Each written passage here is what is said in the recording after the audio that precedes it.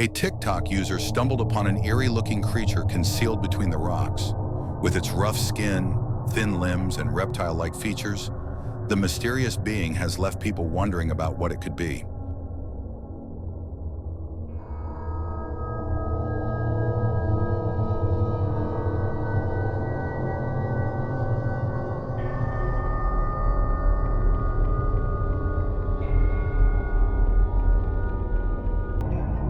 In Silver Point, Texas, Daniel Whitehead spotted a weird two-legged creature with incredibly long arms in the woods and filmed the whole thing.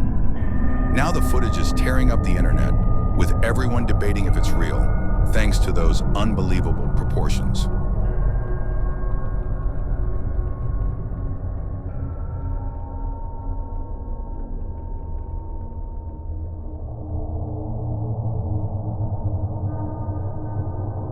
In the woods, a man aimed his camera at what he thought was a monkey, but suddenly it chased him, darting on all fours with nearly human-looking legs.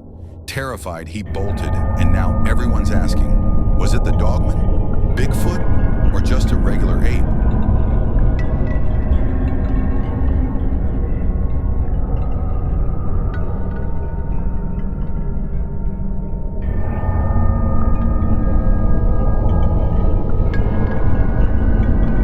In a busy hospital ward, a wheelchair suddenly rolls away all by itself while the staff stay clueless, creating a truly spine-tingling paranormal moment.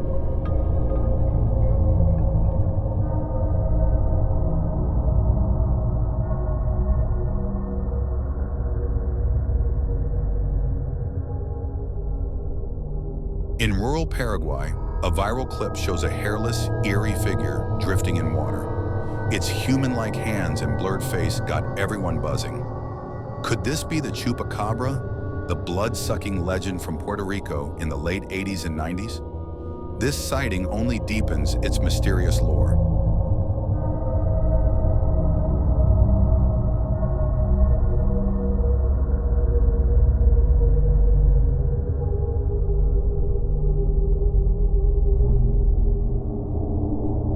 Back in 2011, a cave explorer in Colombia filmed a bizarre creature sleeping in a cavern, complete with dramatic music and odd sound effects, leaving viewers split between calling it clever CGI or a genuine discovery, as the natural lighting and camera angles keep the mystery alive.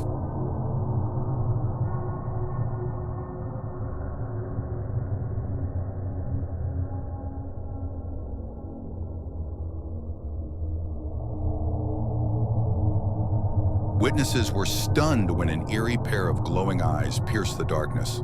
As they edged closer, they came face to face with a terrifying, skeleton-like figure dripping with dread. An encounter that's left everyone haunted and wondering what it really was.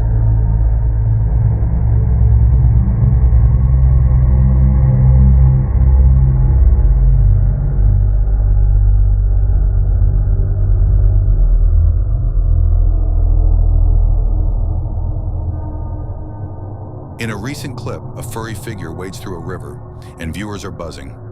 Is this Bigfoot? Experts gauge its height by the waterline, and while local legends back Bigfoot sightings here, that slim silhouette has skeptics crying hoax or hinting at a female specimen.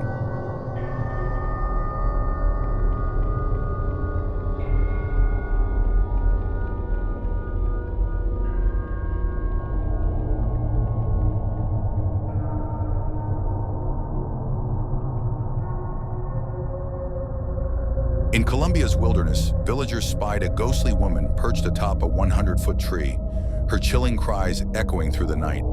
They're convinced it's La Llorona, the tormented mother who drowned her children and now roams eternally, luring unsuspecting kids to their doom.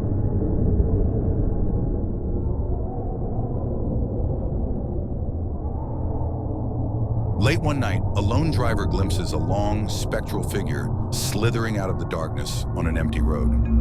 As it crosses in front of him, those glowing eyes lock onto his, and pure terror sets in.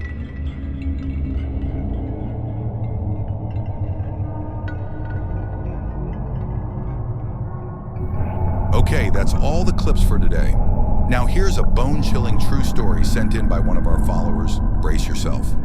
Part 1. The Old Sanatorium. Last October, I caught wind of an abandoned sanatorium way out past Cedar Grove. You know, one of those places nobody wants to talk about. It shut down in the 70s after patients started vanishing without a trace. Folks say if you roll up after dark, you'll hear whispers and cries echoing through those cracked hallways. Naturally, I had to see it for myself. I pulled in right at dusk. The sky was a bruised purple, and fog curled around the roadside like a living thing. I parked my truck at the rusty iron gate and stepped out. The hinges screeched a warning as I nudged it open. My flashlight beam cut through the gloom, revealing peeling wallpaper, broken windows, and long corridors that seemed to stretch off into infinity. In the main lobby, patient files lay scattered on the dusty floor. I picked one up. Every name was crossed out in shaky red ink, and beside each was the word "gone." My heart started racing. My flashlight flickered, and for a split second, everything went pitch black. I shook it off and wandered down a side hall lined with tiny therapy rooms.